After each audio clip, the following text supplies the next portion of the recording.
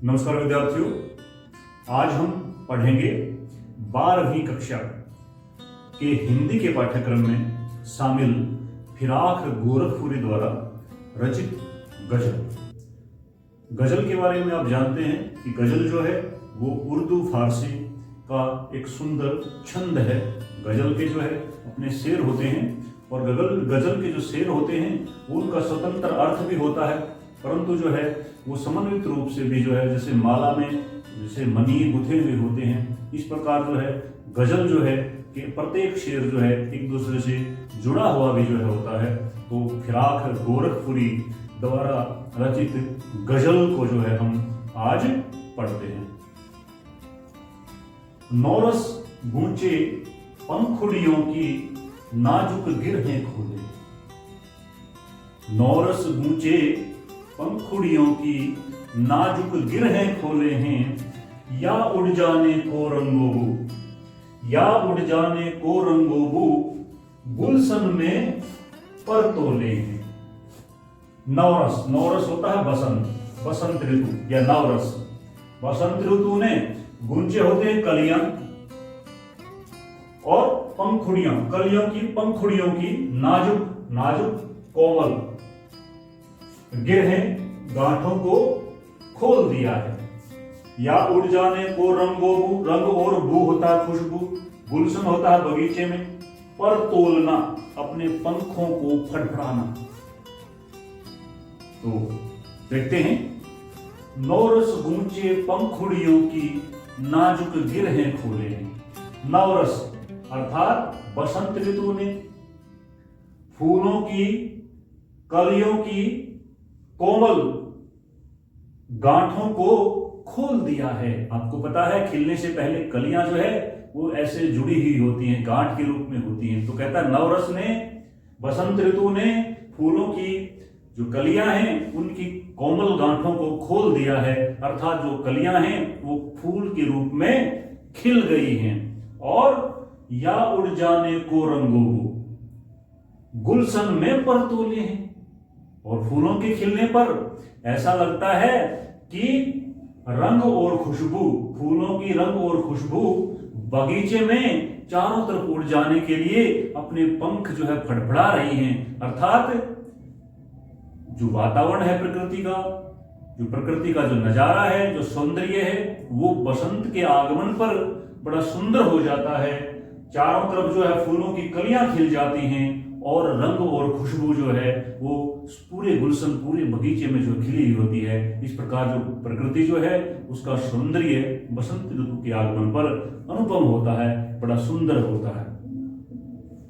तारे आंखें झपकावे हैं, जर्रा जर्रा सोवे है। जर्रा जर्रा प्रकृति का कण कण, तारे आंखें झपकावे। कभी कहता कि रात्रि के समय तारे टिमटिमा रहे हैं और ऐसा लगता है कि वो निद्रा के मारे अपनी आंखों को झपक रहे हों। और जर्रा जर्रा सोवे है, चारों तरफ शांत है, चुप्पी है, मौन है, जैसे प्रकृति का कण कण सो रहा हो। जर्रा जर्रा कण कण। फिर देखिए, तारे आंखें झपकावे हैं, जर्रा जर्रा सोवे है। कभी कहता है कि रात्रि के समय तारे जो है टिमटिमा रहे हैं, ऐसा लग रहा है कि वो अपनी आंखों को झपक रहे हैं और प्रकृति का कण कण सो रहा है। अर्थात चारों तरफ मौन है, चारों तरफ चुप्पी है। और इस शांत वातावरण में क्या होता है देखिए, तुम भी सुनो ओ यारो, सब में सन्नाटे कुछ बोले। तुम भी सुनो हो यारो, सब होता है रात्रि के समय, सन्नाटे, चुप्पी, मौन, कुछ बोले हैं, कुछ बोल रहा है। कभी कहता है कि ऐसी रात्रि के समय जिनके हृदय में प्रेम की पीड़ा होती है, जो पागल प्रेमी होते हैं, उनकी हालत ऐसी होती है कि उन्हें जो है रात्रि के समय भी जो है कि सन्नाटे, रात्रि की चुप्पी जो है उसमें भी जो है कुछ बोलता हुआ प्रतीत होता है, कुछ सुनाई जो है देता है। ऐसी रात्रि के समय जो है वो अपने प्रियतम को याद करते हैं और रात्रि के सन्नाटे भी जो है उन्हें बोलते हुए प्रतीत होते हैं। तो फिर देखिए कहता है कि हे मित्रों, हे यारो, तुम भी सुनने का प्रयास कीजिए। जो पागल प्रेमी हैं, हम पागल प्रेमियों को तो रात्रि के सन्नाटे भी जो है वो बोलते हुए प्रतीत हो रहे हैं। रात्रि का मौन, रात्रि की चुप्पी भी जो है हमें बोलती हुई प्रतीत हो रही है। हम हो या किस्मत हो हमारी, दोनों को एक ही काम मिला। कहता है कि मैं हूं या फिर मेरी किस्मत हो, दोनों को एक ही काम मिला। कि दोनों को जो है एक ही काम मिला है। एक ही काम है। क्या काम है? किस्मत हमको रोले वे है, हम किस्मत को रोले हैं। कभी कहता है कि मेरी और मेरी किस्मत दोनों की जो हालत बहुत बुरी है और हमारे लिए सिर्फ जो है एक ही काम बचा है और वो काम है रोना, निराशा और पीड़ा का काम है। और कहता है कि मैं जो है अपनी बुरी किस्मत पर रो लेता हूं और मेरी जो किस्मत है वो मेरी जो बुरी हालत जो है उस पर रोती रहती है। जो मुझको बदनाम करे हैं, अगला जो है वो शेर देखिए, शायर क्या कहते हैं, जो मुझको बदनाम करे हैं काश वे इतना सोच सके। जो मुझको बदनाम करे हैं काश वे इतना सोच सके, मेरा पर्दा खोले। ये मुहावरा है, पर्दा खोलना, रहस्य प्रकट करना, भेद खोलना। मेरा पर्दा खोले हैं या अपना पर्दा खोले। कभी कहता है कि जो लोग मेरी बुराई करके मुझे बदनाम करते हैं उन्हें इतना सोचना चाहिए, इतना समझ लेना चाहिए। क्या समझ लेना चाहिए?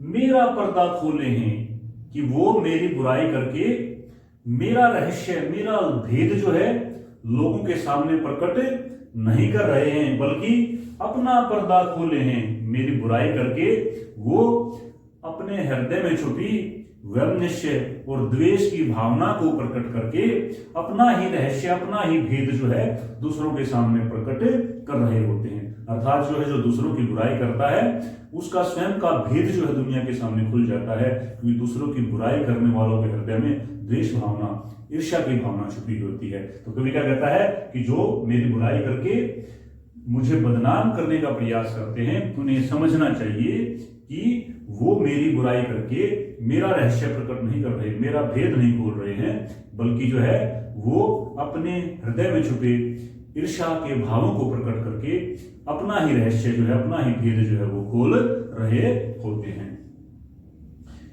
ये कीमत भी अदा करे हैं हम बदरुस्ती होशो हवास। ये कीमत भी अदा करे हैं हम बदरुस्ती होशो हवास, तेरा सौदा करने वाले दीवाना भी बोले। ये कीमत भी अदा करे हैं हम बदरुस्ती होशो, बदरुस्ती अच्छी प्रकार से, होशो हवास में बिल्कुल सचेत होकर के, बिल्कुल जो है विवेक के साथ, बिल्कुल समझ करके, होशो हवास में भर करके क्या कहता है, ये कीमत भी अदा करे हैं। कभी कहता है कि ये प्रिय, मैं जो है तुम्हारे जो प्रेम की जो है हर कीमत जो है वो चुकाने को तैयार हूं। और ये कहता है कि मैं ये बात बिल्कुल होशो हवास, अच्छी तरह से सोच समझ करके जो है सचेत होकर के बोल रहा हूं। क्या? कि तेरा सौदा करने वाले, तेरा सौदा किसका सौदा?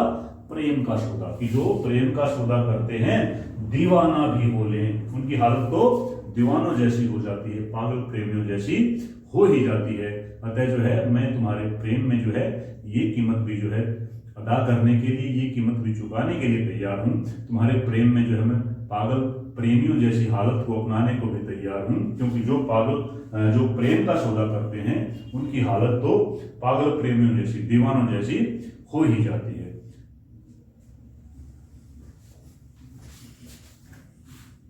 अगला शेर देखिए, तेरे गम का, गम होता है पीड़ा, दुख, तकलीफ, पासे तो होता है सम्मान करना। तेरे गम का पासे अदब है, कुछ दुनिया का ख्याल दे, सबसे छिपा के दर्द के मारे चुपके चुपके रो ले।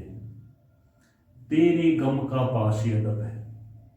हे प्रिय, मैं तुम्हारी जो पीड़ा है उसका सम्मान करता हूं, तुम्हारी विरह वेदना का सम्मान करता हूं। पासे अदब, सम्मान करना। मैं तुम्हारी विरह की पीड़ा विरह वेदना का सम्मान करता हूं और कुछ दुनिया का ख्याल भी है, परंतु मुझे दुनिया का ख्याल रखना पड़ता है, दुनिया की बातों का ध्यान रखना पड़ता है।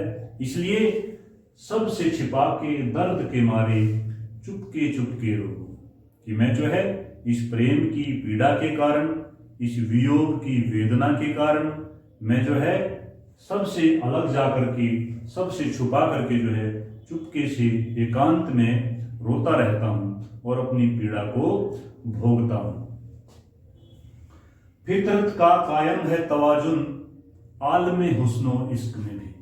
फितरत, फितरत होता है इंसान की प्रकृति, इंसान की प्रवृत्ति। फितरत का कायम है तवाजुन, कायम होना, तवाजुन होता है संतुलन, किसमें? आलम, आलम होता है संसार। कौन सा संसार? हुस्न, हुस्न होता है सौंदर्य, सुंदरता, और इश्क होता प्रेम।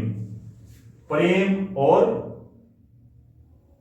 सौंदर्य, सौंदर्य और प्रेम के संसार में भी संतुलन काम करता है। कौन सा संतुलन काम करता है? वही इंसान की जो प्रवृत्ति होती है, जो प्रकृति होती है। कौन सी प्रकृति होती है?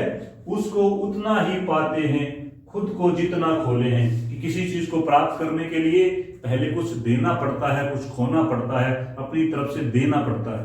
तो यहाँ पर जो है प्रेम में भी समर्पण की बात शायर कर रहे हैं कि हमें जो है प्रेम में जो है स्वयं को समर्पित करना पड़ता है, बदले में जो है तभी हम प्रेम को प्राप्त करते हैं। क्या कहता है? देखिए शायर क्या कह रहे हैं, फितरत का कायम है तवाजुन आलमे हुस्नो इश्क में भी।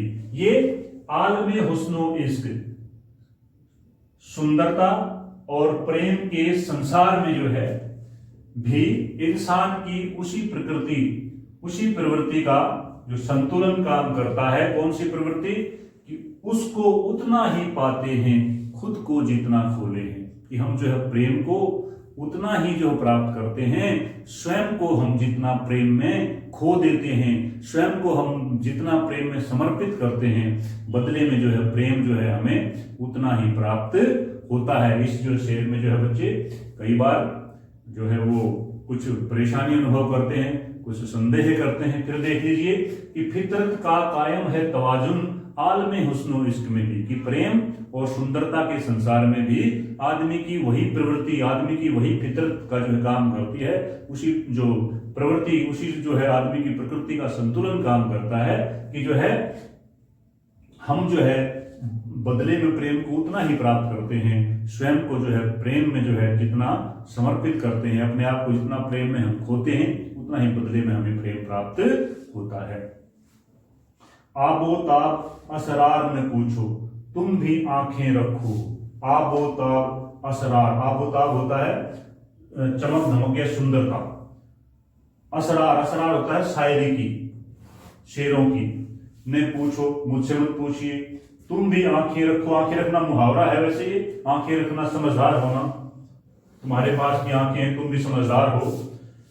ये जगमग बैतों की दमक है, जगमग चमकते हुए बैत होते हैं शायर, गजल के शेर की दमक, दमक होता है चमक है। या हम मोती रोले हैं, अपनी आंखों से जो है आंसू प्रकट करके अपनी पीड़ा को प्रकट करना। तो कहता है आबो ताब असरार न पूछो, शायर कह रहे हैं कि तुम जो है मुझसे मेरी शायरी की चमक धमक, मेरी शायरी की सुंदरता के बारे में मत पूछिए। तुम भी समझदार हो, तुम्हारे पास भी आंखें हैं, तुम स्वयं समझ सकते हो। क्या समझ सकते हो? ये जगमग बैतों की दमक है या हम मोती रोले हैं, कि जो मेरी शायरी में जो सुंदरता आई है, जो मेरे शेरों में जो चमक है, ये वैसे ही प्राप्त हुई है, या हम अपनी आंखों के आंसुओं को अपनी शायरी में पिरो रहे हैं, अपनी पीड़ा को जो है हम अपनी शायरी में प्रकट कर रहे हैं, और उसी पीड़ा को प्रकट करने के कारण, उसी आंसुओं की चमक के कारण जो है मेरी शायरी में इतनी सुंदरता आई है। तो ये कहना का तात्पर्य है कि शायरी की सुंदरता जो है, जब हम अपने भावों की अभिव्यक्ति, अपने प्रेम की पीड़ा, अपने आंसुओं की पीड़ा को जो है मैं अपनी शायरी में प्रकट करता हूँ, और उसी के कारण जो है मेरी शायरी इतनी सुंदर बन पड़ती है। आबो ताब असरार में पूछो तुम भी आंखें रखो, कि तुम जो है मुझसे मेरी शायरी की चमक धमक, मेरी शायरी की सुंदरता के बारे में मत पूछिए, तुम्हारे पास भी आंखें हैं, तुम स्वयं समझदार हो, समझ सकते हो कि मेरी शायरी में जो मेरे शेर हैं उनमें जो चमक धमक है, उनमें जो सुंदरता है वैसे ही प्राप्त हुई है। मैं अपनी शायरी में अपनी आंखों, अपनी पीड़ा के कारण मेरी आंखों से बह रहे आंसुओं को अभिव्यक्त करता हूँ, अपनी पीड़ा को प्रकट करता हूँ, उसी कारण मेरी शायरी इतनी सुंदर बन पड़ी है। ऐसे में तो याद आए है अंजुमने मैं रिंदों को, अंजुमने मैं होता है शराब, अंजुमन शराब की महफिल, रिंद होता है शराबी। ऐसे में तू याद आए है अंजुमने मैं रिंदों को, कि है प्रियतम आधी रात के समय जो है हम शराबियों को शराब की महफिल में जो है तुम आधी रात के समय बड़े याद आते हो। कब याद आते हो?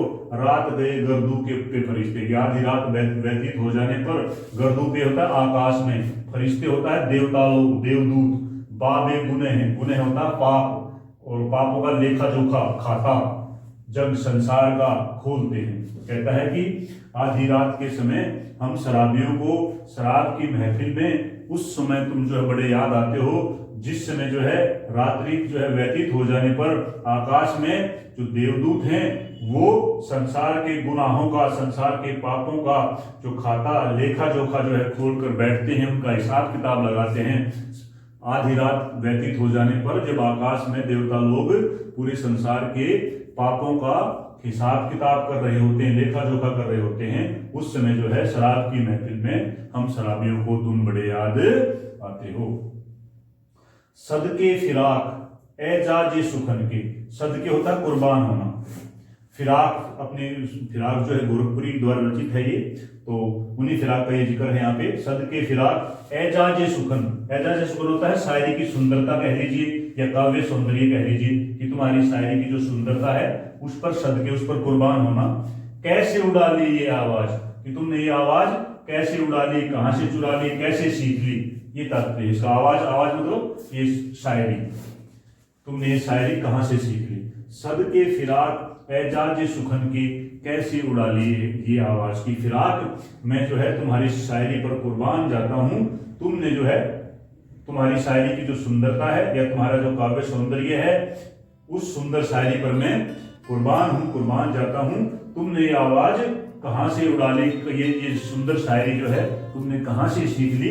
इन गजलों के पर्दों में तो मीर की गजलें बोले हैं, कि तुम्हारी जो गजल हैं उनके पर्दे होता है शेर, तुम्हारी गजलों के शेरों में तो उर्दू के जो बेहतरीन शायर जो मीर है उसकी गजलों के बोल सुनाई देते हैं। अर्थात तुम्हारी जो शायरी है वो उर्दू के बेहतरीन शायर मीर की शायरी के समान बड़ी सुंदर है, बड़ी अच्छी है। अर्थात लोग जो है मेरी शायरी की तुलना उर्दू के मशहूर शायर मीर की शायरी से करते हुए मेरी शायरी की प्रशंसा करते हैं और कहते हैं कि फिराक हम तुम्हारी शायरी पर कुर्बान हैं, तुमने ये शायरी कहाँ से जो है वो सीख ली।